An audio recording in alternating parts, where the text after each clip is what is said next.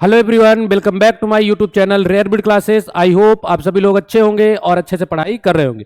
तो आज के इस लेक्चर में हम लोग पढ़ने वाले हैं लाइव प्रोसेस का लेक्चर नंबर फर्स्ट। इसमें हम लोग क्विक रिवीजन करेंगे, ठीक है, पूरा नोट्स के साथ इसको पढ़ेंगे और बहुत ही हम लोग कम टाइम में इसके जो टॉपिक है उसको हम लोग कवर करेंगे। आप लोग ध्यान से पढ़ेंगे, ठीक है, और कोई भी अगर आपको डाउट होता है तो आप मुझसे कॉमेंट करके उसमें पूछ लेंगे। ठीक, आओ स्टार्ट करते हैं यहां से हम लोग।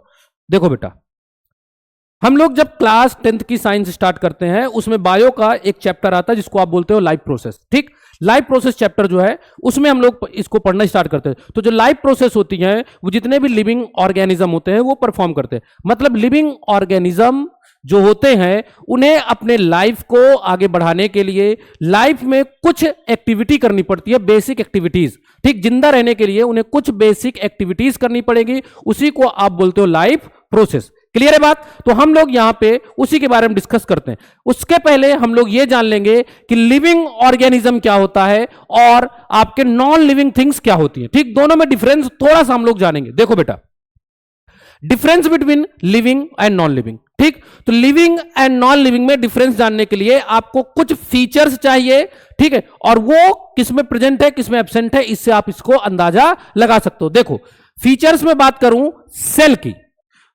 अगर फीचर्स में बात करूं मैं सेल की, तो जो लिविंग ऑर्गेनिज्म होते हैं उसमें सेल्स क्या होती हैं, प्रेजेंट होती हैं, और जो नॉन लिविंग होती है उसमें सेल्स क्या होती हैं, एब्सेंट होती हैं। ठीक, उसके बाद होती है ग्रोथ। अगर हम ग्रोथ की बात करें तो लिविंग ऑर्गेनिज्म जो होते हैं वो ग्रोथ करते हैं, can grow, but non living growth नहीं करते। क्लियर बात? फिर क्या है हमारे पास, मूवमेंट। जो लिविंग ऑर्गेनिज्म है ये खुद से मूवमेंट कर सकते हैं, ठीक है, मूव ऑन दियर ओन, ये खुद से मूव कर सकते हैं। बट जो नॉन लिविंग है इनको एक्सटर्नल फोर्स की रिक्वायरमेंट होती है। जैसे आपके घर में चेयर है, चेयर को आप उठा के दूसरी जगह रखोगे, आपने उसमें एक्सटर्नल फोर्स लगाया, ठीक, तो उसको एक्सटर्नल फोर्स की रिक्वायरमेंट होती है। उसके बाद क्या है, यूज एनर्जी, मतलब एनर्जी का यूज। तो जो लिविंग ऑर्गेनिज्म है ये एनर्जी का यूज करते हैं और एनर्जी इनको मिलती है किससे, फैट से। लेकिन नॉन लिविंग को एनर्जी की रिक्वायरमेंट नहीं पड़ती। ठीक, उसके बाद आता है रिस्पॉन्स।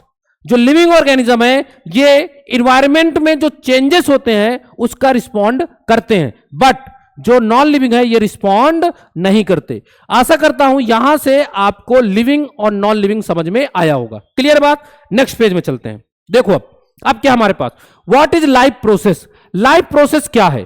तो लाइफ प्रोसेस क्या है, लाइफ प्रोसेस एक तरह की बेसिक एक्टिविटी है, ठीक है, basic activity perform by living organism to maintain life. Life को मेंटेन करने के लिए जो बेसिक एक्टिविटी परफॉर्म की जाती हैं उन्हें आप बोलते हो लाइफ प्रोसेस।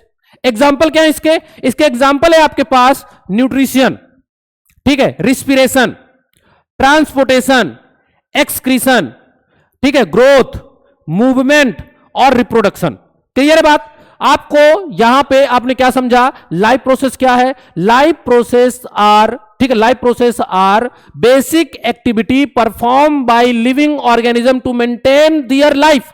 लाइफ को मेंटेन करने के लिए जो बेसिक एक्टिविटी परफॉर्म करी जाती है उनको आप लाइफ प्रोसेस कहते हो। और इसके एग्जांपल है न्यूट्रिशन, ट्रांसपोर्टेशन, रिस्पिरेशन, रिप्रोडक्शन, ठीक है, control and coordination, growth etcetera. ये सारी चीजें आपकी होती है। एक्सक्रीशन भी आता है। समझ में आया कि नहीं आया? क्लियर बात? अब आगे चलते हैं। इस चैप्टर में, ये जो चैप्टर है, in this chapter we will study about, हम किसके बारे में स्टडी करेंगे? हम यहां पढ़ेंगे न्यूट्रिशन के बारे में, हम इसमें पढ़ेंगे रिस्पिरेशन के बारे में, हम यहां पढ़ेंगे एक्सक्रीशन के बारे में, और पढ़ेंगे हम लोग ट्रांसपोर्टेशन के बारे में। ठीक है, nutrition in plants and animals, respiration in plant and animals, excretion in plant and animals, transportation in plants and animals. ये टॉपिक हम यहां पे कवर करेंगे। जो नेक्स्ट चैप्टर है आपका उसमें आप क्या पढ़ोगे, कंट्रोल एंड कोऑर्डिनेशन। यहां पे नहीं लिखा, मैं ऐड कर देता हूं, कंट्रोल एंड कोऑर्डिनेशन। क्लियर है बात? ये भी एक तरह का आपका क्या है, लाइफ प्रोसेस, ठीक है, लाइफ की एक्टिविटी है। क्लियर है बात? आगे चलते हैं, नेक्स्ट पेज में आओ। अब क्या आया, कैरेक्टरिस्टिक्स ऑफ लिविंग ऑर्गेनिज्म। अभी अभी मैंने आपको बताया, ठीक है, ये क्या कर सकते हैं, ये मूव कर सकते हैं खुद से, इनको फूड की रिक्वायरमेंट होती है, एयर की रिक्वायरमेंट होती है, वाटर की रिक्वायरमेंट होती है, ये ग्रोथ करते हैं, ठीक है, ये रिस्पॉन्ड करते हैं किसकी, स्टिमुलाई के। स्टिमुलाई मतलब जो इन्वायरमेंट में जो चेंजेस हो रहे हैं उसकी बात कर रहा है, ठीक। उसके बाद ये रिस्पायर करते हैं, रिस्पिरेशन से एनर्जी रिलीज करते हैं, उस एनर्जी का यूज करते हैं बेसिक एक्टिविटी को परफॉर्म करने के लिए। फिर एक्सक्रीट वेस्ट, जब ये रिस्पिरेशन करते हैं तो बॉडी के अंदर नाइट्रोजनस वेस्ट और कार्बन डाइऑक्साइड बनती है, उसको ये क्या करते हैं, एक्सक्रीट आउट करते हैं, ठीक। और रिप्रोडक्शन, ये क्या करते हैं, ये अपने ही जैसे यंग वन को जन्म देते हैं, ठीक। ये अपने ही जैसे अदर ऑर्गेनिज्म को बनाते हैं, मतलब जो एक ह्यूमन है, ह्यूमन एक दूसरे ह्यूमन बेबी को बनाएगा, एलिफेंट है वो एलिफेंट बेबी को बनाएगा, ये इनके काम होते हैं। बात समझ में आई कि नहीं आई? क्लियर है? नेक्स्ट पेज में आओ। अब देखो इंपॉर्टेंस ऑफ मूवमेंट। मूवमेंट्स का क्या इंपॉर्टेंट है, मूवमेंट एक लाइफ का साइन है, ठीक। मूवमेंट से हम यह पता लगाते हैं कि लाइफ इसमें है या नहीं है, ठीक। एनिमल में मूवमेंट फास्ट होता है, एनिमल में मूवमेंट क्या होगा, फास्ट होगा। जैसे आप फ्रॉग जंप करता है, बर्ड्स फ्लाई करती हैं, ह्यूमन रन करता है, ठीक। प्लांट्स में जो मूवमेंट होता है बहुत ही स्लोली होता है, जैसे सनफ्लावर का मूवमेंट टुवर्ड्स द सनलाइट, और मिमोसा जो होता है, मिमोसा पुडिका सेंसिटिव प्लांट, उसकी लीफ जो होती है फोल्ड कर जाती है, जैसे आप उसको टच करते हो उसकी लीफ क्या हो जाती है, फोल्ड हो जाती है, ठीक। नेक्स्ट पेज में आओ। अब देखो energy is needed for life process. Life process perform करने के लिए एनर्जी की रिक्वायरमेंट होती है, और ये एनर्जी रिलीज होती है रिस्पिरेशन से। कहां से रिलीज होगी, रिस्पिरेशन से, ठीक। Organism get energy from food, food का ऑक्सीडेशन होगा और इससे क्या होगा, एनर्जी निकलेगी। क्लियर है बात? आगे देखो, this energy is use to, ठीक है, use in respiration, growth etcetera. जितनी भी एक्टिविटी है उन सब में हम इसका यूज करते हैं। इवन एट रेस्ट, जब रेस्ट में भी हम होते हैं उस टाइम पे भी हमारी बॉडी एनर्जी यूज करती है। जब आप सो रहे होते हैं उस टाइम पे भी एनर्जी यूज होती है। देखो इसके लिए हमारे पास यहां पे ये क्वेश्चन है, why energy needed during sleeping. ऐसा क्यों है कि हमें एनर्जी की रिक्वायरमेंट पड़ती है सोने के टाइम पे भी। तो देखो ध्यान से, energy is needed during sleeping because even when we are at rest, जब हम रेस्ट पे होंगे उस टाइम पे भी हमारी बॉडी बहुत सारे इंपॉर्टेंट फंक्शन करती रहती है, ठीक है। Our body is still working in many important ways, ठीक। हेंस, ठीक है, here's why energy is needed during sleeping. यही कारण है, that's why energy needed during sleeping. यही कारण है कि एनर्जी की रिक्वायरमेंट होती है। तो क्या समझा आपने, जब आप सो रहे होते हो, आप रेस्ट पे होते हो, उस टाइम पे क्या होता है, उस टाइम पे भी हमारी बॉडी बहुत सारे इंपॉर्टेंट फंक्शन को परफॉर्म कर रही होती है। इस वजह से हमें सोते समय भी एनर्जी की रिक्वायरमेंट होती है। जो इंपॉर्टेंट काम क्या उनको देखो आप, reason energy is required during sleeping. जैसे हार्ट बीट हमारी कॉन्टिन्यूअसली चलती है, ऐसा तो है नहीं कि हार्ट बीट रुक जाती है। ब्रीदिंग हमारी कॉन्टिन्यूअसली चलती है, ब्रेन की एक्टिविटी हमारी कॉन्टिन्यूअसली चलती है, ठीक। सेल रिपेयर एंड ग्रोथ हमारा कॉन्टिन्यूअसली चलता है, मेटाबॉलिक प्रोसेस हमारी कॉन्टिन्यूअसली चलता है, और टेम्परेचर का रेगुलेशन हमेशा हमारे बॉडी में चलता रहता है। Conclusion, even though your muscles are rest, ठीक है, हमारी मसल्स जो है ना वो रेस्ट पे हैं, ठीक है। योर इंटरनल ऑर्गन सिस्टम, ठीक है, आर स्टिल एक्टिव। आपका जो इंटरनल ऑर्गन सिस्टम है, इंटरनल आपका जो सिस्टम है वो एक्टिव है, ठीक है, active. So your body need energy even when you are sleep. तो आपको एनर्जी की रिक्वायरमेंट पड़ेगी जब आप सो रहे हो। बोलो यहां तक की बात समझ में आई कि नहीं आई? क्लियर है? आगे के नेक्स्ट पेज में चलते हैं। देखो फिर क्या हमारे पास, व्हाट इज न्यूट्रिशन। अब हमने बेसिक थोड़ा सा उसका इंट्रोडक्शन पढ़ लिया। पहले हमने क्या पढ़ा, लिविंग और नॉन लिविंग में डिफरेंस पढ़ा। फिर हमने ये पढ़ा कि लाइफ प्रोसेस क्या है। लाइफ प्रोसेस पढ़ने के बाद हमने ये पढ़ा कि लाइफ प्रोसेस के एग्जाम्पल क्या है, ठीक। फिर उसके बाद हमने क्या पढ़ा, हमने ये पढ़ा कि एनर्जी जो हमें मिलती है, एनर्जी जो हमें मिलती है वो फूड से मिलती है, मतलब फूड एक तरह का हमारे बॉडी के लिए क्या है, फ्यूल है, ठीक। उसके बाद हमने ये पढ़ा हम जब सो रहे होते हैं या हम रेस्ट पे होते हैं उस टाइम भी हमें एनर्जी की रिक्वायरमेंट पड़ती है। ऐसा क्यों? तो वो हमने इसमें ये पढ़ा कि जब हम सो रहे होते हैं या हमारी मसल्स रेस्ट पे होती हैं उस टाइम पे भी हमारे बॉडी के इंटरनल ऑर्गन या ऑर्गन सिस्टम अपना काम कर रहे होते हैं, जैसे ब्रीदिंग, हार्ट बीट, ठीक है, ब्रेन एक्टिविटी, ये सारा कुछ चलता रहता है। इसलिए हमें सोते समय और रेस्ट के टाइम पे भी हमें एनर्जी की रिक्वायरमेंट होती है। क्लियर है बात कि नहीं क्लियर? यहां तक आपको समझ में आया? अब इसके बाद हमें 4 टॉपिक पढ़ने हैं। न्यूट्रिशन, ठीक है, पहला न्यूट्रिशन है, दूसरा आपका क्या है, रिस्पिरेशन है, तीसरा आपका एक्सक्रीशन है, और चौथा आपका क्या है, चौथा आपका यहां पे आ जाता है जिसको बोलते हो आप ट्रांसपोर्टेशन। तो आज के इस लेक्चर में हम लोग न्यूट्रिशन को कवर करेंगे। ठीक है, हम न्यूट्रिशन को पढ़ेंगे, न्यूट्रिशन को खत्म करेंगे, और नेक्स्ट लेक्चर में हम लोग फिर कवर करेंगे किसको, रिस्पिरेशन को। समझ में आई बात कि नहीं आई? ठीक, आओ देखते हैं। तो न्यूट्रिशन है क्या? न्यूट्रिशन क्या है? Nutrition is the process in taking of food and their utilisation. अगर आप क्या करो, intake food and use for nutrient, ठीक है, use for nutrient by the organism, ठीक है, यूज ऑफ न्यूट्रिएंट, ठीक है। तो यहां पे क्या कह रहा है, न्यूट्रिशन में क्या है, आपने फूड को इनटेक किया और जो फूड आपने खाया उसमें जो न्यूट्रिएंट प्रेजेंट है उसका यूज किया, यूज बाय ऑर्गेनिज्म। आप इसको सिंपली ऐसे लिख सकते हो, the intaking of food and their utilisation is known as nutrition. Clear है बात? फूड रिक्वायर्ड, जो फूड है ना वो क्या करेगा, food provide energy and materials for growth and repair. जो फूड है वो हमें एनर्जी प्रोवाइड करेगा, और क्या प्रोवाइड करेगा, और हमें प्रोवाइड करेगा मटेरियल्स जो हमारे बॉडी में ग्रोथ कराएंगे और हमारे बॉडी को रिपेयर करेंगे। हमारी जो सेल्स हैं वो अगर क्या हो गई, डैमेज हो गई, तो उनको रिपेयर करने में हेल्प करेगा। ठीक, फिर न्यूट्रिएंट्स इंक्लूड, तो जो आप फूड खाते हो फूड के अंदर होते हैं न्यूट्रिएंट्स, न्यूट्रिएंट्स, और वो कौन कौन से न्यूट्रिएंट्स हैं, कार्बोहाइड्रेट, फैट्स, प्रोटीन्स, ठीक है, और आपके पास क्या, विटामिन्स एंड मिनरल्स। ठीक, कार्बोहाइड्रेट एनर्जी गिविंग फूड है, जो फैट्स हैं ये मोर एनर्जी देते हैं, ज्यादा एनर्जी देते हैं, लेकिन हमारे बॉडी के लिए हार्मफुल होते हैं। प्रोटीन्स ये हमारे बॉडी में क्या करते हैं, ग्रोथ कराते हैं और रिपेयर करती है, हमारी मसल्स को रिपेयर करती है। ठीक है, उसके बाद मिनरल्स एंड विटामिन्स, ये हमारे डिफेंस में, डिफेंस सिस्टम में हेल्प करते हैं, मतलब हमारी इम्यूनिटी को बनाए रखते हैं, इम्यूनिटी को बूस्ट करते हैं। अगर मिनरल और विटामिन की कमी हो जाएगी हमारे बॉडी में तो हमें बहुत सारी डिसीज हो सकती है और हमारा इम्यून सिस्टम उसका रिस्पॉन्ड नहीं करेगा। क्लियर है इतने बात? समझ में आया? नेक्स्ट पेज में देखो बेटा, आगे देखो। अब आता है मोड ऑफ न्यूट्रिशन।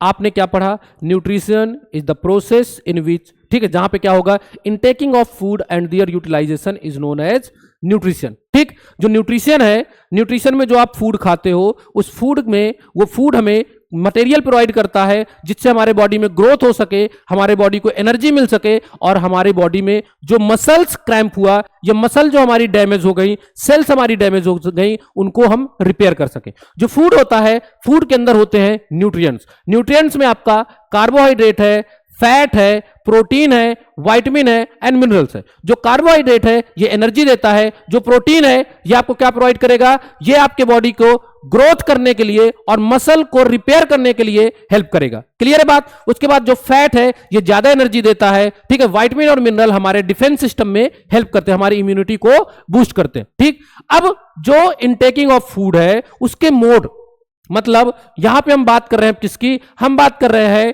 ठीक है, न्यूट्रिशन के मोड की। तो देयर आर 2 टाइप्स ऑफ, ठीक है, 2 मोड्स हैं। एक मोड क्या है आपका, एक है autotrophic nutrition, autotrophic mode of nutrition, और एक आपका क्या है, heterotrophic mode of nutrition. Autotrophic mode of nutrition ऐसा न्यूट्रिशन जिसमें ऑर्गेनिज्म खुद से अपने बॉडी के अंदर फूड बनाता है, मतलब फोटोसिंथेसिस परफॉर्म करता है और खुद से फूड बना लेता है। इस तरह के मोड ऑफ न्यूट्रिशन को आप क्या बोलते हो, ऑटोट्रॉपिक मोड ऑफ न्यूट्रिशन। और हेट्रोट्रॉपिक मोड ऑफ न्यूट्रिशन क्या है, इसमें जो ऑर्गेनिज्म होता है ये खुद से फोटोसिंथेसिस नहीं कर सकता, ये खुद से अपने बॉडी के अंदर फूड नहीं बना सकता, और ये डिपेंड होता है किसी दूसरे ऑर्गेनिज्म के ऊपर। आओ देखो क्या लिखा हुआ, organism makes its own food, ये खुद से अपना फूड बना लेगा। इसके जो एग्जांपल है वो है green plants. Green plants photosynthesis perform करके खुद से अपना फूड बना लेते हैं। एंड सम बैक्टीरिया, बहुत सारे फोटोसिंथेटिक बैक्टीरिया भी हैं जो खुद से अपना फूड बना लेते हैं। ठीक, ये यूज क्या करते हैं, ये यूज करते हैं carbon dioxide, water and sunlight का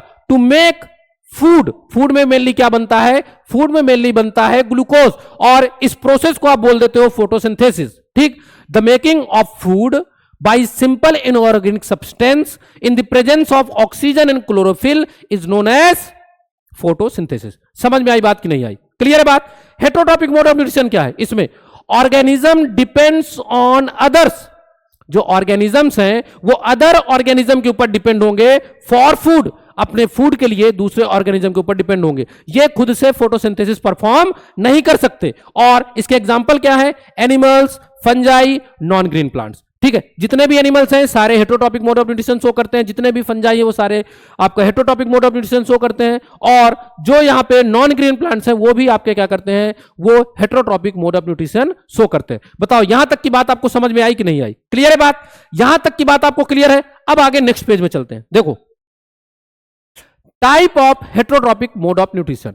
heterotrophic mode of nutrition further divide होता है, जिसमें आपको क्या मिलेगा, सेप्रोफिटिक, पैरासिटिक और होलोजॉइक। सेप्रोफिटिक में क्या होगा, जो ऑर्गेनिज्म है वो दूसरे के ऊपर डिपेंड है फूड के लिए, लेकिन आप यहां पे समझो तो उसको आपने हेटेरोट्रॉपिक बोला। हेटेरोट्रॉपिक के अंदर जो आपके सेप्रोफिटिक मोड ऑफ न्यूट्रिशन आता है वो आपका क्या होगा, उसमें देखो जो ऑर्गेनिज्म होगा वो, ठीक है, जो अपना फूड लेगा वो डेड एंड डिकेइंग मैटर से लेगा। ठीक है, organism that obtain their food from dead and decaying material, that's organism called, ठीक है, सेप्रोफाइट्स, उनको आप सेप्रोफाइट्स बोलोगे। और इसका एग्जांपल क्या है, फंजाई, मशरूम जिसको आप कहते हो। क्लियर है बात? फिर आता है आपका पैरासिटिक। पैरासिटिक ऐसे ऑर्गेनिज्म जो किसी अनदर लिविंग ऑर्गेनिज्म के बॉडी में रह के उससे अपना फूड लेते हैं विदाउट किलिंग इट, बिना उसको मारे, ऐसे मोड ऑफ न्यूट्रिशन को आप बोलते हो पैरासिटिक मोड ऑफ न्यूट्रिशन। इसके एग्जांपल क्या है, राउंड वर्म और कसकुटा। जो कसकटा होता है ये प्लांट के ऊपर होता है, प्लांट एक प्लांट से अपना क्या लेगा, फूड लेगा। समझ में आई बात कि नहीं आई? क्लियर है? फिर देखो, फिर आता है होलोजॉइक। अब इसमें क्या होगा, एक जो ऑर्गेनिज्म है वो सॉलिड फूड को डायरेक्टली इंजेस्ट करेगा। ठीक है, इंजेस्ट करेगा और उसको बॉडी के अंदर डाइजेस्ट करेगा, और डाइजेस्ट करने के बाद उसका यूज करेगा एनर्जी के लिए। इस तरह के मोड ऑफ न्यूट्रिशन को आप क्या बोलोगे, होलोजॉइक मोड ऑफ न्यूट्रिशन। यहां पे लिखा हुआ है solid food ingested and digested inside the body. इसका एग्जांपल है humans, lion's, fish, giraffe etcetera. समझ में आई बात कि नहीं आई यहां तक? ठीक है, आओ आगे देखते हैं। फिर हमारे पास क्या है, सेम जो मैंने अभी आपको बताया वही है, बस यहां पे क्या है, फ्लो चार्ट में ये देखो, saprophytic nutrition, parasitic nutrition, holozoic nutrition. Saprophytic में जो ऑर्गेनिज्म है dead plants, dead and decaying matter से या एनिमल से अपना फूड लेगा। ठीक है, इसका एग्जांपल ईस्ट है, मशरूम है, और ये डायग्राम बना हुआ। ठीक, उसके बाद क्या, पैरासिटिक में feed on another living organism, दूसरे अनदर लिविंग ऑर्गेनिज्म के बॉडी में रह के ये अपना फूड लेंगे। ठीक, इसमें टेपवर्म और लाइस है। क्लियर है बात? ये लाइस आपके सर में होते हैं ना, आपको खून चूसते हैं, वही है। ठीक है, उसके बाद देखो फिर हमारे पास क्या है, इंजेस्ट ऑर्गेनिक मटेरियल। ये ऑर्गेनिक मटेरियल को खाएंगे, जैसे आपके पास अमीबा है और क्या है आपके पास ह्यूमंस है। आगे देखो फिर क्या आता है, अब आ गया न्यूट्रिशन इन प्लांट्स। हमें पता है जो प्लांट्स हैं ये कैसा मोड ऑफ न्यूट्रिशन शो करते हैं, autotrophic mode of nutrition show करते हैं। क्लियर है बात? ये autotrophic mode of nutrition show करते हैं। क्लियर है? तो ये फोटोसिंथेसिस परफॉर्म करेंगे, मतलब ये क्या करेंगे, ये कार्बन डाइऑक्साइड और वाटर का यूज करके प्रेजेंस ऑफ सनलाइट में और क्लोरोफिल की प्रेजेंस में ये फोटोसिंथेसिस करके क्या बनाएंगे, ग्लूकोज बनाएंगे, और साथ में क्या बनाएंगे, ऑक्सीजन बनाएंगे। क्लियर है बात?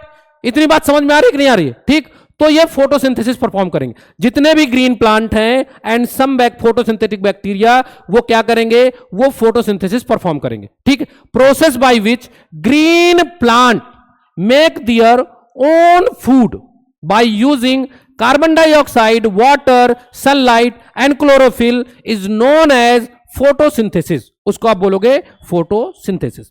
आगे देखो, फोटोसिंथेटिक जो फोटोसिंथेसिस उसके स्टेप क्या है? पहला स्टेप क्या होगा? Absorption of light by chlorophyll. Photosynthesis में पहला काम क्या होगा? क्लोरोफिल का एब्जॉर्प्शन होगा। उसके बाद जो लाइट आई, ठीक है, तो conversion of light energy into chemical energy. जो लाइट एनर्जी है उसका कन्वर्जन हो गया किसमें? केमिकल एनर्जी में। और उसी टाइम पे जो वाटर है उसको स्प्लिट कर दिया गया किसमें? हाइड्रोजन और ऑक्सीजन में। क्लियर है बात? उसके बाद क्या होगा? उसके बाद reduction of carbon dioxide to form glucose. जो कार्बन डाइऑक्साइड है उसका रिडक्शन होगा और क्या बन जाएगा? उससे अब बनेगा यहां पे ग्लूकोज। समझ में आई बात कि नहीं आई? क्लियर है यहां तक? ठीक। फोटोसिंथेसिस क्या है? Photosynthesis is the process by which an green plant make their own food. ठीक, जिसमें क्या होगा? The formation of food from, ठीक है, simple inorganic substance in the presence of sunlight and oxygen is known as photosynthesis. Photosynthetic के लिए जो photosynthesis है उसके लिए आपको क्या चाहिए? कार्बन डाइऑक्साइड चाहिए, वाटर चाहिए, सनलाइट चाहिए और साथ में वहां पे क्या चाहिए? क्लोरोफिल चाहिए। इस स्टेप में अगर हम बात करें तो सबसे पहले क्या होता है? जो क्लोरोफिल होता है वो सनलाइट को क्या करेगा? ट्रैप करेगा। ठीक, उसके बाद क्या होगा? जो लाइट एनर्जी ट्रैप हुई है ये केमिकल एनर्जी में कन्वर्ट होगी। ठीक, और उसी टाइम पे क्या होगा? वाटर स्प्लिट होगा हाइड्रोजन और ऑक्सीजन में। ठीक है, उसके बाद क्या होगा? जो आपकी कार्बन डाइऑक्साइड है, कार्बन डाइऑक्साइड का रिडक्शन होगा और उससे बनेगा ग्लूकोज। और ग्लूकोज क्या है? फूड है। आगे चलते हैं। फिर देखो बेटा, नेसेसरी कंडीशन अभी मैंने आपको बताया, sunlight, chlorophyll, carbon dioxide and water. आगे देखो, अब ये पूरा देखो डायग्राम बना हुआ है। इस डायग्राम को अब आराम से समझो। ठीक है, ये देखो एक प्लांट है, प्लांट की ये लीफ है, लीफ में क्या है? क्लोरोफिल है। ठीक है, लीफ में सेल्स होंगी जो मीजोफिल सेल हैं। मीजोफिल सेल के अंदर क्या होगा? क्लोरोप्लास्ट होगा। ये देखो पूरा क्लोरोप्लास्ट का स्ट्रक्चर है। किसका स्ट्रक्चर है?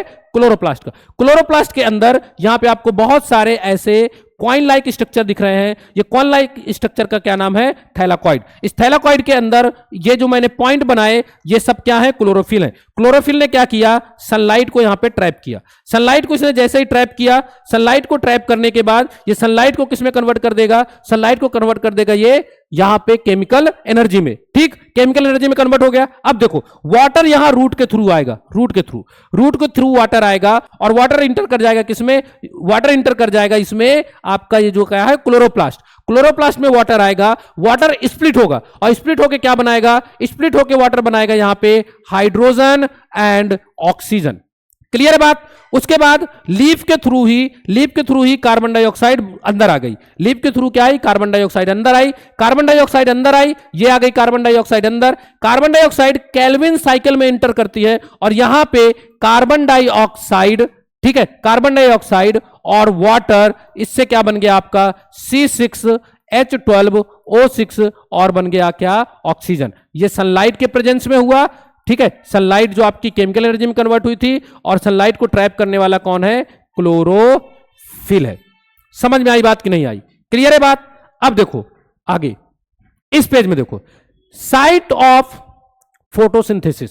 फोटोसिंथेसिस की साइट कहां पे होती है? ठीक है, तो देखो ये पूरी हमने यहां पे जो बनाई, ये हमने स्ट्रक्चर बनाया किसका? लीफ जो थी, लीफ को हमने काटा और लीफ को काट के जो उसकी लीफ की थिकनेस है उसको हम देख रहे हैं यहां पे। तो देखो जब लीफ को हमने काटा, ठीक है, लीफ को हमने ऐसे काटा, लीफ को काटा और काटने के बाद हम लीफ को देख रहे हैं। देखो तो लीफ का जो ऊपर वाला लेयर है इसको आपने बोला क्यूटिकल। ये जो मैंने अभी बनाई ये क्यूटिकल है। ठीक, ये नीचे भी क्यूटिकल है, वो अपर क्यूटिकल हो गई और ये लोअर क्यूटिकल हो गई। समझ में आई बात कि नहीं आई? ठीक है, उसके बाद आप देखो जो मैंने रेड कलर से बनाया, रेड कलर से ये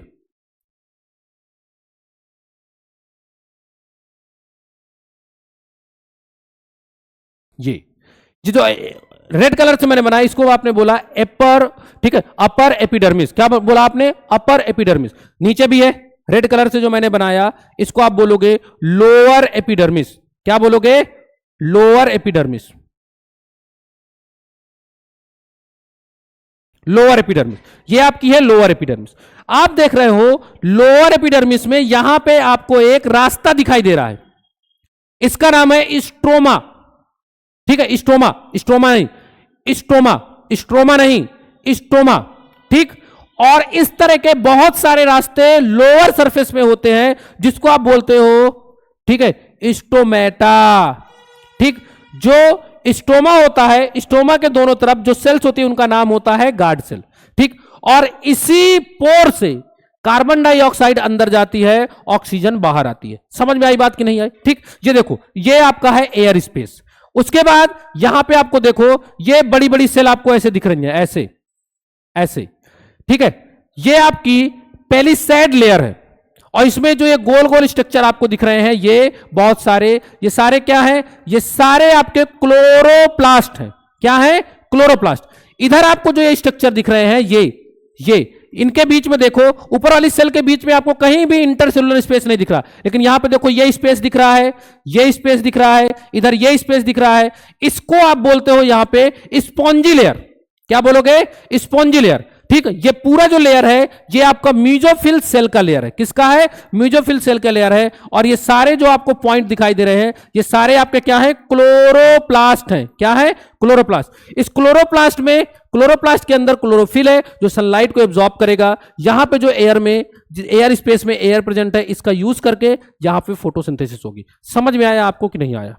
क्लियर है बात? आपको इसमें क्या क्या याद रखना है? आप जब स्ट्रक्चर बनाओगे, सबसे पहले ऊपर क्यूटिकल बनाओगे, क्यूटिकल के नीचे आप क्या बनाओगे? क्यूटिकल के नीचे आप बनाओगे अपर एपिडर्मिस, उसके नीचे आप क्या बनाओगे? पेडिसेल लेयर बनाओगे, जिसमें आपको सिलेंड्रिकल सेल बहुत सारी दिखेंगी जिनके बीच में कोई भी इंटरसेलुलर स्पेस नहीं होगा। उसके नीचे आप क्या बनाओगे? एक स्पॉन्जी लेयर बनाओगे जिसमें आपकी म्यूजोफिल सेल ये भी है। स्पॉन्जी लेयर बनाओगे, स्पॉन्जी लेयर के बीच में आप इंटरसेलुलर स्पेस दोगे जिसको आप बोलोगे एयर स्पेस। उसके बाद आप क्या करोगे? उसके बाद आप देखो, ठीक है, उसके बाद अगर आप बाहर जाओगे, ठीक है, उसके बाहर आप देखोगे, ठीक है, उसके बाद उसके नीचे आप जाओगे तो नीचे आपको फिर एक लेयर मिलेगी। उस लेयर को आप क्या बोलोगे? उसको आप बोलोगे लोअर एपिडर्मिस। लोअर एपिडर्मिस में आपको बहुत सारे पोर्स दिखाई देंगे। उन पोर का नाम क्या रखोगे? एक पोर का अगर नाम लोगे तो आप स्टोमा बोलोगे, दो पोर का नाम लोगे या बहुत सारे पोर्स का नाम लोगे, स्टोमेटा बोलोगे। इस स्टोमेटा के थ्रू ही अंदर एयर जाती है और एयर बाहर आती है। इसी से ट्रांसपीरेशन भी होता है। ठीक, जो स्टोमा है, स्टोमा के साइड साइड में जो सेल्स होती हैं, उन सेल का नाम क्या है? Guard cell. ये गार्ड सेल कंट्रोल करती हैं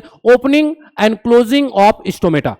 क्लियर है बात? यही गार्ड सेल यहां पे क्या करती हैं? ये कंट्रोल करती हैं opening and closing of the stomata. आगे आओ नेक्स्ट पेज में। अब देखो, न्यूट्रिशन इन एनिमल्स। यहां तक हमने जो टॉपिक पढ़े, इसमें हमने क्या पढ़ा? इसमें हमने पूरा जो प्लांट में न्यूट्रिशन है उसको हमने पढ़ लिया। आपके लिए याद रखने वाली चीजें क्या है? फोटोसिंथेसिस, साइट ऑफ फोटोसिंथेसिस, ठीक है, इसकी प्रोसेस, इसकी इक्वेशन, इतना आपको याद रखना है। नेसेसरी कंडीशन फॉर फोटोसिंथेसिस, इतनी सारी चीजें आपको याद रखनी है। बोलो, इतनी बात आपको समझ में आई कि नहीं आई? मुझे लगता है यहां तक आप सभी लोगों को कोई भी प्रॉब्लम नहीं होगी। ठीक है, अब 1 मिनट मुझको आप देना, मैं पानी पी लूं, फिर उसके आगे हम लोग बात करते हैं।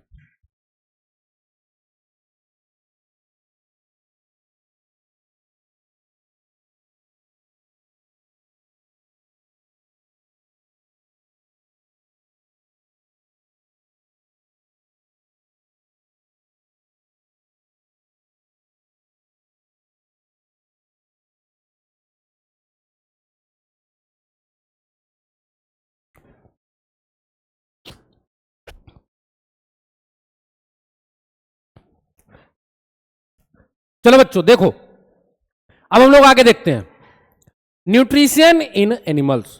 हमें पता है जितने भी एनिमल्स होते हैं सारे हेट्रोट्रॉप्स होते हैं, मतलब ये heterotrophic mode of nutrition show करते हैं। ये अपने फूड के लिए अदर ऑर्गेनिज्म के ऊपर डिपेंड होते हैं। ठीक, तो they depends on other organism for their food, this animal need, ठीक है, एक्सटर्नल सोर्स ऑफ फूड। इसीलिए जो एनिमल है इनको एक्सटर्नल फोर्स, ठीक है, एक्सटर्नल फूड की रिक्वायरमेंट होती है। ठीक है, source of food.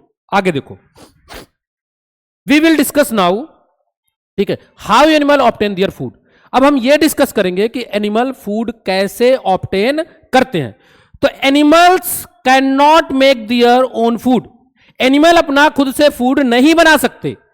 They depend on readymade food, जो अदर ऑर्गेनिज्म बनाए। जो हमारे ऑटोट्रॉप्स थे उन्होंने जो फूड बनाया, उस फूड का यूज करेंगे सारे animals. This readymade food come from either plants और अदर एनिमल्स। ठीक, ये रेडीमेड फूड प्लांट से मिलेगा और अदर एनिमल से मिलेगा। क्लियर है बात? आगे देखो, the animals obtain their food from plants और अदर एनिमल्स। ठीक है, आगे देखो फिर क्या है, all the animals can divided into 3 group on the basis of their food habit. जितने भी ऑर्गेनिज्म हैं, सारे ऑर्गेनिज्म को आप मेजरली 3 ग्रुप में डिवाइड करते हो, उनके बेसिस पे, उनके फूड के हैबिट के बेसिस पे। देखो, एक को आप बोलते हो क्या, एक को आप बोलोगे यहां पे हर्बीवोर्स। हर्बीवोर्स क्या होते हैं, प्लांट ईटर्स होते हैं, ये सिर्फ प्लांट्स को खाते हैं। ठीक है, दे ठीक है, these animal eat only plants, जैसे ग्रास को खाएंगे, लीफ को खाएंगे, फ्रूट को खाएंगे, ग्रेन को खाएंगे, etcetera. They do not eat meat, ये मीट को नहीं खाएंगे। इसका एग्जांपल है काऊ, गोट, डियर, एलिफेंट, एटसेट्रा। क्लियर है बात। उसके बाद आते हैं कार्निवोर्स। कार्निवोर्स जो होते हैं ये मीट ईटर है, ये सिर्फ मीट खाते हैं। ठीक है, these animals eat only meat, जैसे आपका यहां पे क्या है, flesh of the other animals. इसका एग्जांपल क्या है, इसके एग्जांपल है लॉइन, टाइगर, वुल्फ, स्नेक। और इनको आप क्या बोलते हो, हंटर्स बोलते हो, या आप इनको क्या बोलोगे, प्रेडेटर्स बोलोगे। क्या बोलोगे, प्रेडेटर्स। क्लियर बात, शिकारी है। आगे देखो, फिर आता है क्या, ओमनीवोर्स। ओमनीवोर्स होते हैं जो प्लांट को भी खाते हैं और मीट भी खाते हैं, मतलब प्लांट और एनिमल दोनों से अपना फूड लेते हैं। ठीक है, ये एनिमल बोथ प्लांट और मीट दोनों खाते हैं। ठीक है, ये प्लांट में क्या खाएंगे, फ्रूट खाएंगे, वेजिटेबल खाएंगे, और एनिमल से ये मीट खाएंगे, एग खाएंगे, एटसेट्रा। इसका एग्जांपल है humans, bears, crows, dogs, sometimes. ठीक है, एटसेट्रा। इतने सारे आपकी होती है। बोलो इतनी बात समझ में आई कि नहीं आई। ठीक, तो जितने भी एनिमल्स हैं, सारे एनिमल्स आपके उनके फूड हैबिट के बेसिस पे उनको 3 ग्रुप में डिवाइड कर किया आपने, हर्बीवोर, कार्निवोर एंड ओमनीवोर। ठीक, हर्बीवोर सिर्फ प्लांट्स खाते हैं, सिर्फ प्लांट्स को खाएंगे। कार्निवोर सिर्फ मीट को खाएंगे। ठीक है, उसके बाद क्या आता है, कार्निवोर मीट को भी खाएंगे, प्लांट्स को खाएंगे, दोनों को खाएंगे। क्लियर है बात, समझ में आई बात कि नहीं आई। नेक्स्ट पेज में चलते हैं। फिर देखो, ये देखो गाय है, ग्रास खा रही है। इसमें देखो लॉइन है, ये जिराफ को खा रहा है। फिर उसके बाद क्या है, ये है ह्यूमन, ये देखो इधर पिज्जा रखे हुए हैं और इधर मीट रखा हुआ है, दोनों चीज को खा रहा है। आगे देखो, इसमें देखो, इसमें क्या है, अब एक यहां पे मैंने फूड चेन बना रखी है। देखो ये क्या है, सन है, सन से सनलाइट आई। ये जो ग्रास है, ये जो प्लांट्स है, इन्होंने फोटोसिंथेसिस किया और फोटोसिंथेसिस करके इन्होंने क्या बनाया, फूड बनाया। इनकी बॉडी में फूड स्टोर है, उस फूड को ये बकरी आके खा गई। ठीक, इस बकरी को या तो ये लॉइन खाएगा, ये लॉइन कम लग रहा है ना, हाँ लॉइन कम लग रहा है। ठीक, चलो कोई बात नहीं, बूढ़ा हो गया। ठीक है, इस बकरी को लॉइन ने खाया और इस बकरी को ये ह्यूमन भी खा सकता है और इस ग्रास को भी ह्यूमन खा सकता है। ठीक, तो इससे आपने ये देखा, यहां पे ये आपके हो गए ऑटोट्रॉप्स, इनको आपने बोला प्रोड्यूसर, इन्होंने फूड को प्रिपेयर किया। ठीक, ये autotrophic mode of nutrition show किए। उसके बाद इसको किसने खाया, बकरी ने खाया। बकरी सिर्फ और सिर्फ क्या खाती है, ग्रास खाती है, इसलिए इसको आपने हर्बीवोर बोला। और जो ये लॉइन है, ये लॉइन सिर्फ किसको खाएगा, मीट को खाएगा, बकरी को खाएगा, हिरन को खाएगा। ठीक है, इसलिए इसको हमने क्या बोला, कार्निवोर बोला। ये सिर्फ और सिर्फ क्या खाते हैं, एनिमल्स को खाते हैं। ठीक, उसके बाद जो ये ह्यूमन है, ह्यूमन बकरी को भी खा सकता है। ठीक है, और ह्यूमन ग्रास को भी खा सकता है, इसलिए इसको हमने क्या बोला, ओमनीवोर बोला। समझ में आई बात कि नहीं आई, क्लियर है बात। आओ आगे चलते हैं। इस पेज में देखो, अब इस पेज में आपको क्या समझना है, different step in the process of nutrition in animals. जो एनिमल में न्यूट्रिशन हो रहा है, एनिमल में जो न्यूट्रिशन है उसके कुछ स्टेप्स हैं, डिफरेंट स्टेप्स हैं। उन स्टेप्स के बारे में हम डिस्कस करेंगे। पहला स्टेप है आपका इंजेशन, दूसरा स्टेप है आपका डाइजेशन, और तीसरा स्टेप आपका क्या है, एब्जॉर्प्शन। आओ पहले इन तीनों स्टेप को समझते हैं, उसके बाद हम पढ़ेंगे। ठीक है, एसिमिलेशन और इजेशन। क्लियर है बात। तो इंजेशन, ठीक है, इंजेशन देखो ध्यान से, इंजेशन में क्या होगा, the process of taking food into the body is called ingestion. अब दिमाग में ये आएगा, सर आपने इनटेकिंग ऑफ फूड बताया था न्यूट्रिशन को भी, तो न्यूट्रिशन का मतलब होता है intaking of food and their utilisation is known as nutrition. और यहां पे क्या लिखा है, इंजेशन में लिखा हुआ है, ठीक है, intaking of food into the body, body के अंदर फूड ले जाने की प्रोसेस को आपने क्या बोला, इंजेशन बोला। ठीक, फिर उसके बाद डाइजेशन, जो बॉडी के अंदर फूड गया उस फूड को आप क्या करोगे, डाइजेस्ट करोगे, उसमें large molecule insoluble molecules present है, उसको ब्रेक करके स्मॉल वाटर सोल्यूबल मॉलिक्यूल्स बना लोगे, उसको आप क्या बोलोगे, उसको आप बोलोगे डाइजेशन। और ये जो डाइजेस्टेड फूड है, इस डाइजेस्टेड फूड को बॉडी के थ्रू उसको क्या कर लिया जाएगा, डाइजेस्टेड फूड को बॉडी के थ्रू जो इंटेस्टाइनल वॉल है वो क्या करेगी, वो इस फूड को एब्जॉर्ब करेगी और एब्जॉर्ब करने के बाद क्या करेगी, ब्लड स्ट्रीम में डाल देगी। ठीक है, यहां पे ब्लड नहीं, सॉरी ब्लड है, ब्लड स्ट्रीम में डाल देगी, उसको आप बोलोगे एब्जॉर्प्शन। समझ में आई बात कि नहीं आई? क्लियर है बात? नेक्स्ट में आओ, फिर क्या है, एसिमिलेशन। अब ये जो फूड गया ब्लड में, वो फूड क्या हो, एब्जॉर्ब्ड फूड, ठीक है, टेकन इन द बॉडी, उसको सेल्स यूज करेंगी, उससे एनर्जी बनाएंगी, ग्रोथ करेंगी और रिपेयर करेंगी। तो इन सारी प्रोसेस को आप बोलते हो एसिमिलेशन। ठीक है, और इजेशन क्या होता है, इजेशन में क्या होगा, जो अनडाइजेस्टेड फूड था, अनडाइजेस्टेड फूड को उसको रिमूव कर दिया जाएगा, ठीक है, बॉडी से बाहर कर दिया जाएगा, उसको आप बोलोगे इजेशन। ठीक, तो पहला स्टेप क्या, इंजेशन, फूड को खाया, फूड बॉडी के अंदर गया, इंजेशन हो गया। दूसरा स्टेप क्या, फूड बॉडी के अंदर जाके डाइजेस्ट हो गया, जो कॉम्प्लेक्स मॉलिक्यूल थे वो सिंपल मॉलिक्यूल में कन्वर्ट हो गए, इसको आपने क्या बोल दिया, इसको आपने बोल दिया डाइजेशन। अब जो सिंपल मॉलिक्यूल में कन्वर्ट हुआ, उस सिंपल मॉलिक्यूल को जो हमारी इंटेस्टाइनल वॉल है वो उसको एब्जॉर्ब करके ब्लड में डाल देगी। ठीक, तो उसको जैसे ही उठा के ब्लड में डालेगी, इधर से ब्लड में डालेगी, उसको आप बोल दोगे एब्जॉर्प्शन। जो ब्लड में फूड गया, उस फूड का सेल्स यूज करेंगी, उससे एनर्जी बनाएंगी, उससे क्या करेंगी, ग्रोथ करेंगी और रिपेयर करेंगी। इसको आपने क्या बोल दिया, इसको आपने बोल दिया एसिमिलेशन। ठीक, उसके बाद जो अनडाइजेस्टेड फूड हमारे बॉडी में बचा, जो food simple insoluble water soluble में कन्वर्ट नहीं हुआ था, उसको आपने क्या बोला, वो आपका अनडाइजेस्टेड फूड है, और उस अनडाइजेस्टेड फूड को आपके बॉडी से बाहर निकाल दिया जाएगा, रिमूव कर दिया जाएगा, उसको आप बोलोगे इजेशन। समझ में आई बात कि नहीं आई? बोलो जल्दी, क्लियर है?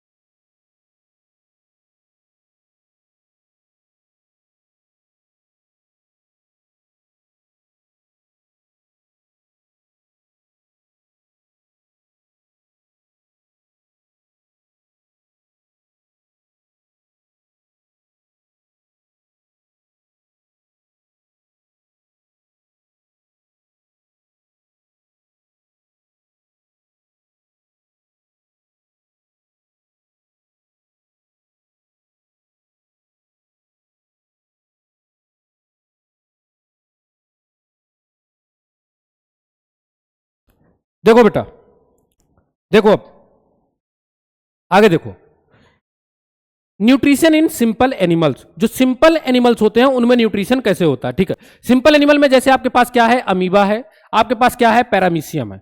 ठीक है, are two very simple animals. इनको आप क्या बोलोगे, इनको आप बोलोगे यूनिसेलुलर। ये इनकी बॉडी में सिर्फ आपको एक ही सेल मिलेगी। ठीक है, ठीक है, the body of each one them consist of single cell only, इसलिए इसको आपने क्या बोला, इसको आपने बोला यूनिसेलुलर एनिमल बोला। क्लियर बात? इन यूनिसेलुलर एनिमल, ठीक है, ऑल दी लाइफ प्रोसेस, ठीक है, process of nutrition are perform by, ठीक है, a single cell.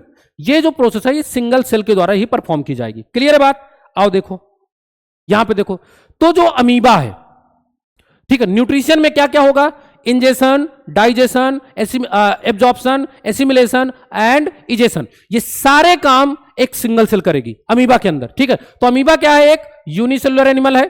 Amoeba eat tiny, ठीक है, माइक्रोस्कोपिक प्लांट्स एंड एनिमल्स। ये प्लांट्स को भी खाएगी और एनिमल्स को भी खाएगी एज फूड, जो कि पानी में तैर रहे हैं, इन इट लिव, ठीक है, जहां पे ये रहती है वहां की बात कर रहे हैं, ठीक है। The mode of nutrition in amoeba is holozoic, amoeba में होलोजॉइक मोड ऑफ न्यूट्रिशन होता है, ठीक है। The process of obtaining food by amoeba is called phagocytosis. तो अमीबा करती क्या है, फूड को घेर के ऐसे पकड़ के अपने अंदर उसको क्या ज्यादा करती है, निगल जाती है। इस प्रोसेस को आप क्या बोलते हो, इसको आप बोलते हो फैगोसाइटोसिस। क्या बोलोगे, फैगोसाइटोसिस। स्टेप्स क्या होंगे, जो अमीबा में न्यूट्रिशन के स्टेप्स हैं वो क्या क्या होंगे, इसमें भी आपका ingestion, digestion, absorption, assimilation and egestion होगा। आओ देखो, ये है, ये अमीबा है और ये फूड है, फूड पार्टिकल। जैसे ही अमीबा को फूड पार्टिकल मिलता है, ये उसको चारों तरफ से घेरना स्टार्ट करती है अपने बॉडी के, ठीक है। जो सेल है वो एक फॉल्स फिट निकालती है, जिसको आप बोलते हो स्यूडोपोडिया। और ये स्यूडोपोडिया क्या करेगा, इस पूरे फूड को अंदर ऐसे कवर कर लेगा, ठीक, कवर कर लेगा। तो इस तरह के इंजेक्शन को आप बोलते हो फैगोसाइटोसिस। तो ये फूड देखो धीरे धीरे अंदर आ रहा है, इसको आपने बोला इंजेक्शन, ठीक। फूड अंदर आ गया, इंजेक्शन हो गया, इसका होगा डाइजेशन, ये लिख गया यहां पे डाइजेशन। फिर क्या होगा, फूड डाइजेस्ट हुआ, तो फूड जो डाइजेस्ट हुआ उसका होगा एब्जॉर्प्शन, यूजफुल चीजें एब्जॉर्ब की जाएंगी, ये हो गया एब्जॉर्प्शन। और यहां पे क्या होगा, अब जो एब्जॉर्ब्ड फूड है उसको यूज किया जाएगा और ये सेल ग्रो करेगी, ठीक है, रिप्रोडक्शन करेगी, अदर बेसिक एक्टिविटी परफॉर्म करेगी, एसिमिलेशन हो गया, ग्रोथ हो गई, रिपेयर हो गया, ये सारी चीजें। अब जो फूड था वो फूड यहां से देखो एक्सक्रीट आउट हो गया, उसको आपने क्या बोला, उसको आपने बोला इजेशन। समझ में आई बात कि नहीं आई, क्लियर है बात। नेक्स्ट पेज में आओ। अब क्या है, पैरामीशियम। ये भी आपका क्या है, टाइनी यूनिसेलुलर एनिमल है, ये भी वाटर में रहता है। ये क्या करता है, इसके पास बहुत सारे हेयर लाइक स्ट्रक्चर है जिसका नाम है सीलिया। उसका ये यूज करके, स्वाइप करके ये फूड पार्टिकल को वाटर से अपने माउथ तक लेके जाता है। द वेरियस स्टेप्स इन्वॉल्व, ठीक है, the various step involve in nutrition of amoeba. Amoeba नहीं, यहां पे पैरामीशियम है, ठीक है, पैरामीशियम, ठीक है। तो जो स्टेप्स, ठीक है, यहां पे देखो पैरामीशियम क्या है, पैरामीशियम एक यूनिसेलुलर एनिमल है, इसके पास बहुत सारे हेयर लाइक स्ट्रक्चर है जिसका नाम सीलिया है। इस सीलिया का ये यूज करते हैं फूड पार्टिकल को अपने माउथ तक लेके आने के लिए। क्लियर है बात, ठीक है। इसमें भी आपके कितने स्टेप होते हैं, टोटल 5 स्टेप्स इन्वॉल्व होते हैं। पहला स्टेप आपका क्या है, इंजेशन। दूसरा स्टेप आपका क्या है, डाइजेशन। तीसरा आपका क्या है, ठीक है, एब्जॉर्प्शन। चौथा है एसिमिलेशन और पांचवा है आपका यहां पे इजेशन, ठीक है। ये देखो डायग्राम है, ये पैरामीशियम का डायग्राम है। इसमें देखो ये आपको हेयर लाइक स्ट्रक्चर दिख रहे हैं, ये जितने हेयर लाइक स्ट्रक्चर है सब क्या है, इनका नाम है सीलिया, ठीक है। पैरामीशियम के अंदर आपको एक कॉन्ट्रेक्टाइल वोक्यूल मिलता है, ठीक। ये देखो यहां पे ये फूड वोक्यूल है, ठीक। और इसमें आपको क्या मिलेगा, एक बड़ा सा न्यूक्लियस मिलेगा और एक छोटा न्यूक्लियस मिलेगा, माइक्रो न्यूक्लियस और एक मैक्रो न्यूक्लियस, ठीक। इसमें ये जो है ना, इसको आप ओरल ग्रुप बोलते हो या इसी को आप बोलोगे माउथ, ठीक है। एक्चुअल में इसको हम क्या बोलते हैं, ओरल ग्रुप्स बोलते हैं। ये जो हेयर लाइक स्ट्रक्चर है, इसको जो फूड मिलेगा, ये फूड को स्वाइप करके धीरे धीरे करके यहां तक लेके आएंगे और यहां से फूड इंटर कर जाएगा और यहां से इंजेक्शन हो गया। इंजेक्शन के बाद अंदर इसका डाइजेशन होगा, फिर एब्जॉर्प्शन होगा, ठीक है, साइटोप्लाज्म के अंदर। और फिर उसका एब्जॉर्प्शन होने के बाद उसमें क्या होगा, एसिमिलेशन होगा और जो यूजफुल फूड नहीं है, अनडाइजेस्टेड फूड है, उसको बॉडी के बाहर निकाल दिया जाएगा। क्लियर है बात, ये आपका हो गया यहां तक पैरामीशियम का। अब आगे चलते हैं, अब आता है, ठीक है, अब आगे हम बात करेंगे nutrition in complex multicellular animals. अब जो मल्टीसेलुलर ऑर्गेनिज्म है, ठीक है, मल्टीसेलुलर एनिमल्स हैं, उनमें हम लोग अब बात करेंगे किसकी, न्यूट्रिशन की। उनमें न्यूट्रिशन की बात करेंगे, ठीक। जैसे आप बात करो ह्यूमंस की एंड अदर एनिमल्स, ठीक है, एलिफेंट हो सकता है, काऊ हो सकती है, लॉइन हो सकता है, ठीक है, कैट है, डॉग है, बहुत सारे एनिमल्स हैं। तो ह्यूमंस एंड अदर एनिमल्स में जो होगा, ठीक है, digestion and absorption take place through a digestive system. जो डाइजेशन है, एब्जॉर्प्शन है, ये सब एक डाइजेस्टिव सिस्टम में होता है, ठीक है। क्लियर है बात। तो देखो जो कॉम्प्लेक्स एनिमल्स हैं, मतलब मल्टीसेलुलर एनिमल्स हैं, उनमें क्या मिलेगी, एलिमेंट्री कैनाल मिलेगी, ठीक है, एलिमेंट्री कैनाल। एलिमेंट्री कैनाल जो होती है वो कहां से रन करती है? वो रन करती है माउथ से, ठीक, और बीच में कई सारे आपको ऑर्गन मिलेंगे, ठीक, और एंड करती है कहां पे? एनस पे। क्लियर है बात?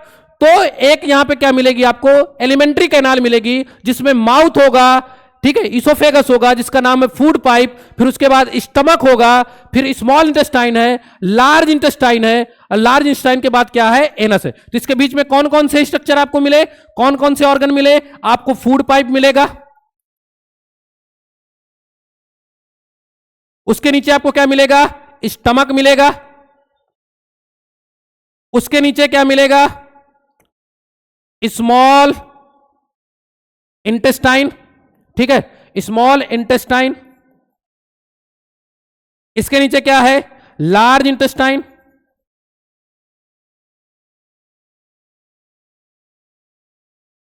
और इस पूरे स्ट्रक्चर को कलेक्टिवली आप क्या बोल देते हो?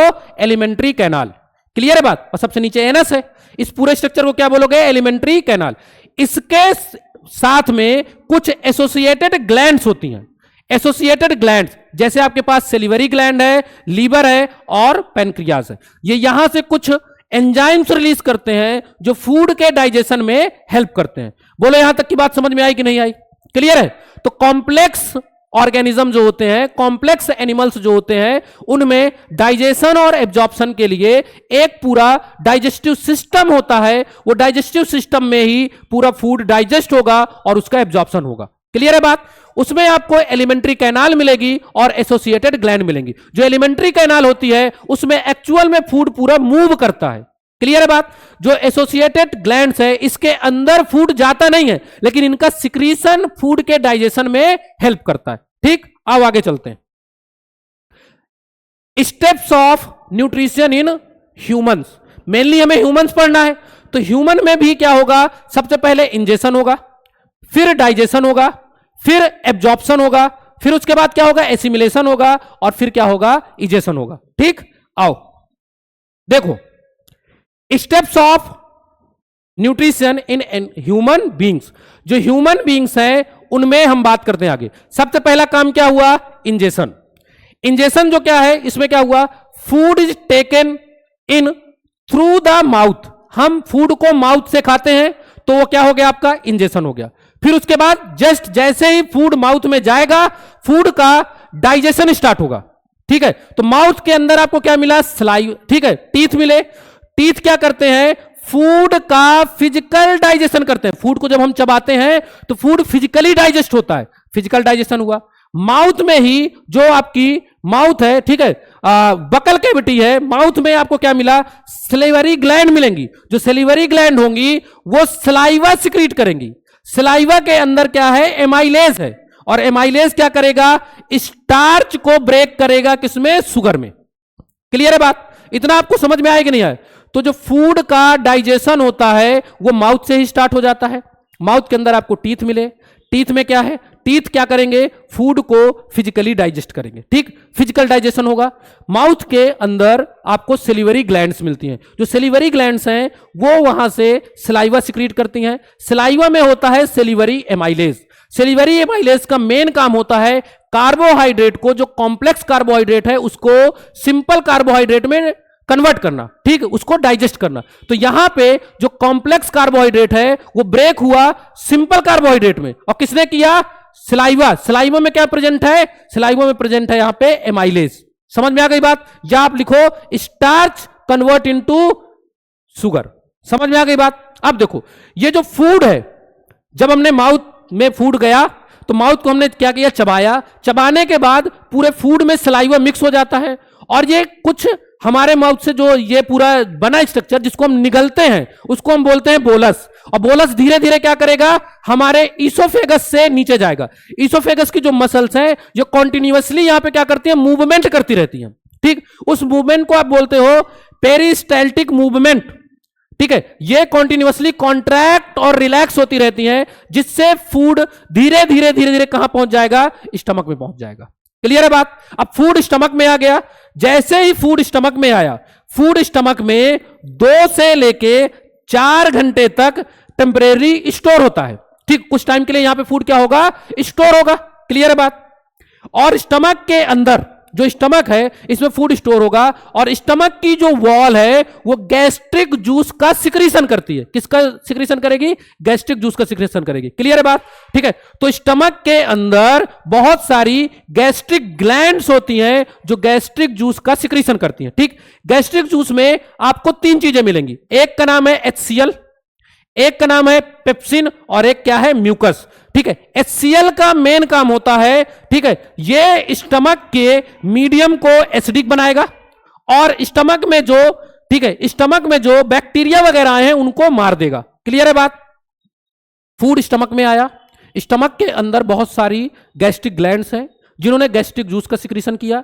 गैस्ट्रिक जूस जो है उसमें HCl है, पेप्सिन है और म्यूकस है। जो HCl है इसने पूरे स्टमक के जो मीडियम है, स्टमक का जो मीडियम है उसको एसिडिक बना दिया और साथ में जो फूड के साथ बैक्टीरिया आए थे उनको सबको मार दिया। क्लियर है बात। अब देखो ये एसिडिक मीडियम जो है ये एसेंशियल है, जरूरी है for the activation of pepsin. Pepsin तभी काम करेगा, पेप्सिन तभी एक्टिवेट होगा जब उसको एसिडिक मीडियम मिलेगा। ठीक है, तो और पेप्सिन का मेन काम क्या है, pepsin begins protein digestion. Pepsin protein के डाइजेशन को इनिशिएट करता है, मतलब प्रोटीन के डाइजेशन को स्टार्ट करता है। ठीक, तो म्यूकस का क्या काम है, म्यूकस स्टमक की वॉल को प्रोटेक्ट करता है फ्रॉम HCl। HCl इतना कॉन्सेंट्रेटेड होता है, HCl इतना कॉन्सेंट्रेटेड होता है कि ये स्टमक की वॉल को जला सकता है, जला देगा। तो उसको बचाने के लिए म्यूकस होता है, म्यूकस स्टमक की वॉल को प्रोटेक्ट करता है फ्रॉम HCl। तो गैस्ट्रिक जूस में तीन चीजें, तीनों का फंक्शन आपको समझ में आया। गैस्ट्रिक जूस सिक्रीट कहां से हुआ, गैस्ट्रिक जूस का सिक्रीशन हुआ गैस्ट्रिक ग्लैंड से। गैस्ट्रिक ग्लैंड कहां प्रेजेंट है, स्टमक में प्रेजेंट है। स्टमक के अंदर फूड आया, टेम्परेरी 3 से, ठीक है, 2 से 4 घंटे के लिए स्टोर होगा। ठीक, इस टाइम पे क्या होगा, फूड का डाइजेशन होगा। फूड का डाइजेशन होगा जिसमें HCl क्या करेगा, HCl सिर्फ जो स्टमक का जो मीडियम है उसको क्या कर देगा, उसको एसिडिक बना देगा। ठीक, एसिडिक जैसे ही होगा पेप्सिन एक्टिवेट हो जाएगा और पेप्सिन एक्टिवेट होने के बाद प्रोटीन के डाइजेशन को स्टार्ट कर देगा। क्लियर है बात। जो म्यूकस है वो HCl से बचाएगा, ठीक है, स्टमक की वॉल को। क्लियर है बात। आगे चलो, फिर फूड स्टमक से जाएगा किसमें, स्मॉल इंटेस्टाइन में। अब फूड गया स्मॉल इंटेस्टाइन में, स्मॉल इंटेस्टाइन के अंदर कंप्लीट डाइजेशन ऑफ फूड होता है। मतलब अब स्मॉल इंटेस्टाइन के बाद फूड का डाइजेशन नहीं होगा। फूड का डाइजेशन स्टार्ट माउथ से होता है, स्टमक में फिर होता है, उसके बाद स्मॉल इंटेस्टाइन में होता है कंप्लीट डाइजेशन। इसके बाद डाइजेशन अब नहीं होगा। ठीक, तो complete digestion of carbohydrate, protein and fats. ठीक है, प्रोटीन का डाइजेशन, फैट का डाइजेशन और कार्बोहाइड्रेट्स का डाइजेशन कहां पे होगा, स्मॉल इंटेस्टाइन में होगा। ठीक, अब देखो यहां पे स्मॉल इंटेस्टाइन के अंदर लीवर का सिक्रीशन आएगा, लीवर से बाइल जूस आएगा जो कि फैट को इमल्सिफाई करेगा। मतलब फैट के जो बड़े बड़े टुकड़े हैं उनको छोटे छोटे टुकड़ों में कन्वर्ट कर देगा। क्लियर बात। और दूसरा काम क्या करेगा, ये जो एसिडिक फूड था ना भाई, स्टमक में फूड पूरा एसिडिक हो गया था, उसको क्या करेगा, न्यूट्रलाइज करेगा। क्लियर बात। फिर आगे क्या होगा, जो स्मॉल इंटेस्टाइन है इसमें पैनक्रियाज का भी सिक्रीशन आता है जिसको आप क्या बोलते हो, पैनक्रिएटिक जूस बोलते हो। पैनक्रिएटिक जूस में आपको तीन चीजें मिलेंगी, एक को आप क्या बोलोगे, एमाइलेज, दूसरे को आप बोलोगे ट्रिप्सिन और तीसरे को बोलोगे आप लाइपेज। ठीक, एमाइलेज का काम होता है स्टार्च को कन्वर्ट करेगा शुगर में, ट्रिप्सिन का काम होता है प्रोटीन को कन्वर्ट करेगा अमाइनो एसिड में। ठीक, और लाइपेज का काम होता है जो इमल्सिफाइड फैट है उसको किसमें कन्वर्ट करेगा, फैटी एसिड और ग्लिसरॉल में। क्लियर बात। कुछ यहां पे, ठीक है, इंटेस्टाइनल जूस भी होते हैं जो कि पूरे डाइजेशन को कंप्लीट करते हैं। बोलो ये बात समझ में आई कि नहीं आई। क्लियर है बात। अब डाइजेशन कंप्लीट हुआ, डाइजेशन कंप्लीट होने के बाद क्या होगा, ये जो स्मॉल इंटेस्टाइन है, स्मॉल इंटेस्टाइन में millions of finger like projections होते हैं जो कि डाइजेस्टेड फूड को एब्जॉर्ब करके ब्लड स्ट्रीम में डालते हैं। क्लियर है बात। तो एब्जॉर्प्शन ऑफ फूड कहां पे होगा, स्मॉल इंटेस्टाइन में होगा। ठीक है, फूड का एब्जॉर्प्शन, कंप्लीट फूड का एब्जॉर्प्शन कहां होगा, स्मॉल इंटेस्टाइन में। तो आपको क्या क्या याद रखना है, आपको, आपसे अगर कोई पूछे कि कंप्लीट फूड का डाइजेशन कहां पे होता है तो आप क्या बताओगे, स्मॉल इंटेस्टाइन। ठीक है, कंप्लीट फूड का एब्जॉर्प्शन कहां पे होता है? Small intestine. स्मॉल इंटेस्टाइन में जो फिंगर लाइक प्रोजेक्शंस होते हैं उनका क्या नाम है? विलाई। इनका मेन फंक्शन क्या होता है? ये फूड को एब्जॉर्ब करते हैं, मतलब एब्जॉर्प्शन के लिए क्या करेंगे? सरफेस एरिया को इंक्रीज कर देती हैं जिससे ज्यादा से ज्यादा फूड एब्जॉर्ब हो सके। ये मिलियंस ऑफ होती हैं। क्लियर है बात? आगे चलते हैं। ये देखो लिखा हुआ है एब्जॉर्प्शन स्मॉल इंटेस्टाइन में, ठीक है, ये मेन साइड ऑफ एब्जॉर्प्शन है, ठीक है। इसमें क्या है? विलाई प्रेजेंट है, फिंगर लाइक प्रोजेक्शंस हैं जो कि सरफेस एरिया को इंक्रीज कर देती हैं फॉर द एब्जॉर्प्शन, ठीक। उसके बाद आता है एसिमिलेशन। एसिमिलेशन में क्या होगा?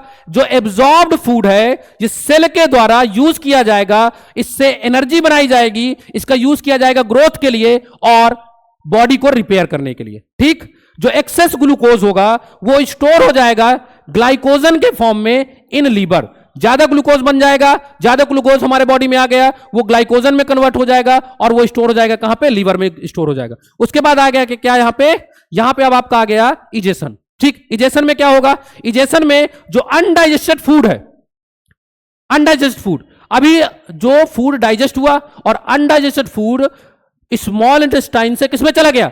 लार्ज इंटेस्टाइन में गया, ठीक। लार्ज इंटेस्टाइन में गया तो फूड लार्ज इंटेस्टाइन में आया। लार्ज इंटेस्टाइन में भी विलाई प्रेजेंट होती हैं और वो एब्जॉर्प्शन करती हैं वाटर का।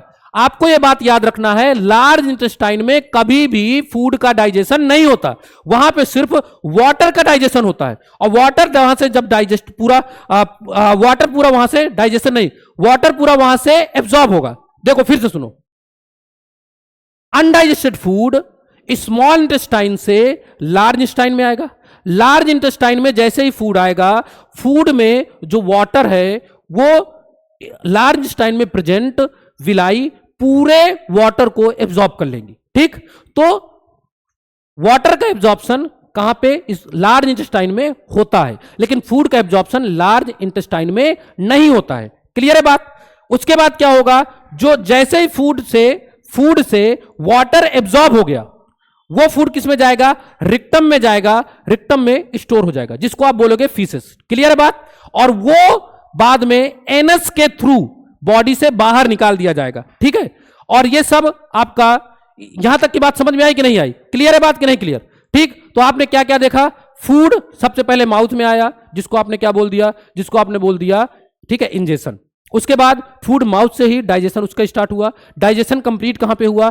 स्मॉल इंटेस्टाइन में हुआ। जो डाइजेस्टेड फूड था एब्जॉर्ब होके कहां चला गया? ब्लड में चला गया। जो अनडाइजेस्टेड फूड था वो कहां आ गया? स्मॉल इंटेस्टाइन से वो लार्ज इंटेस्टाइन में आ गया। लार्ज इंटेस्टाइन में जो अनडाइजेस्टेड फूड था उससे जो वाटर है उसको एब्जॉर्ब कर लिया गया, ठीक है। उसके बाद जो वहां पे मटेरियल बचा वो सॉलिड मटेरियल को रिक्टम में भेज दिया गया, ठीक है। रिक्टम में वो जो मटेरियल है वो स्टोर रहेगा, जिसको आप फीसेस बोल रहे हो, ठीक है, एक्सक्रेटा, ठीक है, वो एनस के थ्रू बाहर निकाल दिया जाएगा। क्लियर है बात? और जब बॉडी के बाहर निकला ये अनडाइजेस्टेड फूड, उसको आपने क्या बोल दिया? इजेशन। क्लियर है बात? यहां तक की बात आपको क्लियर है? अब आगे चलते हैं, ठीक है।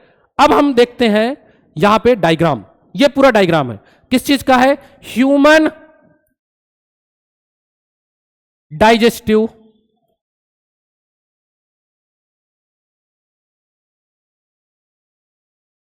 सिस्टम। क्लियर है बात? देखो ये माउथ है, माउथ से फूड अंदर जाएगा, फूड ईसोफेगस के थ्रू, ये ईसोफेगस है, कहां पे आ गया? ये देखो यहां पे है, ये जे शेप्ड स्ट्रक्चर, ये क्या है? स्टमक। फूड स्टमक में आया, स्टमक में फूड स्टोर था कुछ टाइम के लिए, स्टमक में गैस्ट्रिक जूस निकला, गैस्ट्रिक जूस में HCl है जो बैक्टीरिया वगैरह को मार देगा, ठीक है, और स्टमक के मीडियम को एसिडिक बनाएगा। क्लियर है बात? उसके बाद इसके अंदर पेप्सिन है, पेप्सिन एसिडिक मीडियम में एक्टिवेट होगा और प्रोटीन के डाइजेशन को स्टार्ट कर देगा, ठीक। इसमें म्यूकस भी है, म्यूकस क्या करता है? HCl से स्टमक की वॉल को प्रोटेक्ट करता है। जब फूड यहां से फूड, ठीक है, यहां से फूड फिर जाता है किसमें? स्मॉल इंटेस्टाइन में। ये बीच में आपको जो दिख रही है ये स्मॉल इंटेस्टाइन है। स्मॉल इंटेस्टाइन जो होती है, स्मॉल इंटेस्टाइन समथिंग ये आपकी होती है 6.5 मीटर की, बहुत बड़ी होती है ये, ठीक है, हाईली कॉइल्ड स्ट्रक्चर है, ठीक है। इसके अंदर पूरा डाइजेशन कंप्लीट होता है। ठीक, इसके अंदर दो ग्लैंड का सिक्रीशन आता है। एक ग्लैंड का नाम है लीवर और एक का नाम है यहां पे पैनक्रियास। पैनक्रियास से पैनक्रियाटिक जूस सिक्रीट होके आता है, जिसमें आपके तीन एंजाइम्स मिलते हैं। एक का नाम है ट्रिप्सिन, एक का नाम है यहां पे, ठीक है, लाइपेज, और एक का नाम है एमाइलेज। जो एमाइलेज है वो कार्बोहाइड्रेट को डाइजेस्ट करता है, जो ट्रिप्सिन है वो प्रोटीन को डाइजेस्ट करता है, और जो लाइपेज है वो किसको डाइजेस्ट कर देगा, इमल्सिफाई फैट को, जो फैट है उसको डाइजेस्ट करेगा। क्लियर बात। तो इमल्सिफिकेशन किसने किया, जो लीवर है, लीवर ने यहां से बाइल जूस निकाला, और बाइल जूस किस में आ गया, स्मॉल इंटेस्टाइन में। ठीक, तो बाइल जूस का मेन काम क्या है, फैट को इमल्सिफाई करना। क्लियर है बात, इतना समझ में आया कि नहीं आया। उसके बाद जैसे ही फूड डाइजेस्ट हुआ स्मॉल इंटेस्टाइन में, जो डाइजेस्टेड फूड है उसको एब्जॉर्ब करके ब्लड में डाल दिया गया, एब्जॉर्ब करके ब्लड में डाल दिया गया। एब्जॉर्ब करने में हेल्प किसने किया, स्मॉल इंटेस्टाइन में बहुत सारी फिंगर लाइक प्रोजेक्शन है जिनका नाम है विलाई।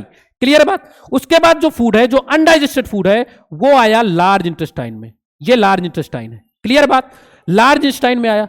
लार्ज इंटेस्टाइन में भी विलाई प्रेजेंट है, लेकिन ये सिर्फ वाटर का एब्जॉर्प्शन करेंगे। ठीक है, और उसके बाद फूड कहां आ गया, रिक्टम में आ गया। ये रिक्टम है, और एनस के थ्रू उस फूड को क्या कर दिया जाएगा, अनडाइजेस्टेड फूड को बाहर निकाल दिया जाएगा। तो यहां से ये पूरा आपका टॉपिक कंप्लीट हुआ। तो आज के लिए इतना ही। ठीक है, आपको अगर कोई डाउट है, ठीक है, कोई प्रॉब्लम है, तो आप मेरे से कमेंट करके मुझसे आप उसको पूछ सकते हैं। क्लियर है बात। और नेक्स्ट वीडियो के लिए आप, अगर आपको इसी तरह के और लेक्चर चाहिए तो उसके लिए आप हमको सब्सक्राइब कर सकते हैं। मिलते हैं नेक्स्ट लेक्चर में, तब तक के लिए धन्यवाद।